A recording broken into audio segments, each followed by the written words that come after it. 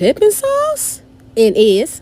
So first, make sure you get some thick, like me, boneless pork chops. You can trim the fat if you want to.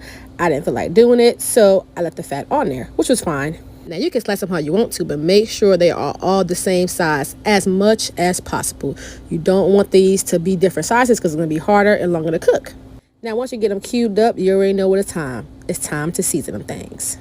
I got some onion powder. I use some of this Good Day Southern seasoning, all-purpose seasoning, and it's fire. And please do not be scared to season them things. You already know we're frying them, so they need a little bit more seasoning. Oh, look how thick I am. Anyways, garlic pepper from House of Pain. Then I'm going to throw in a little bit of salt and some garlic powder. I don't think I filmed the garlic powder for some reason. I don't know why.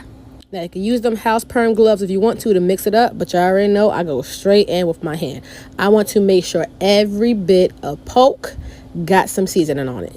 And I know y'all wondering, she didn't add no smoked paprika to this? I honestly forgot. But of course, add you some smoked paprika. Don't be scared. Mix it up really, really good. And this time, we're going to baste it in some mustard. When it comes to frying pork, I love to use a base of mustard.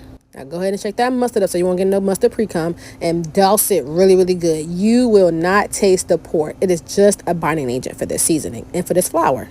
So don't be scared. You're going to smell it. Of course you're going to smell it. Even when you fry, you're going to smell it. But you will not taste mustard. I don't like mustard. I only like mustard on a brat that's really, really burnt. And that's it. Now let all this marinate for how long as you want to. Now get you some flour and put it in a Ziploc bag or a Walmart plastic bag. It's up to you. Season it with the same seasonings. Don't be scared. And add this pork panko. Oh my God. I didn't know they had pork panko until someone sent me this. It's grinded pork rinds. Like, that's the smartest thing in the world. This is a very pork-tastic meal, so if you don't like swine, you will not be fine with this. Go ahead and mix your pork panko and your flour really, really well together because you don't want no clumps and no lumps. Then start adding in your pork chunks, pork nuggets, pork bites, whatever you want to call it. I did it one by one, and then I was like, nah, throw them all in there.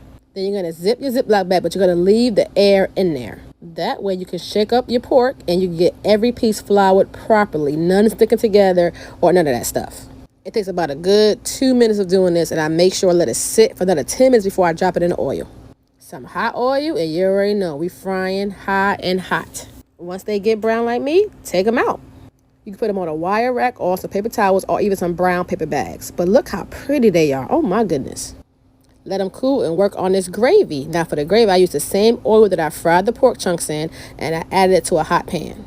Added some of my flour and panko mixture till it got nice and thick like me, and I started mixing it really, really good. And we want this roux to have some melanin to it. So once it get real nice and brown, I mean like my future husband nice and brown, go ahead and add some chicken stock, mix it up, and you good to go. Now you got some pork nuggets with some gravy dipping sauce.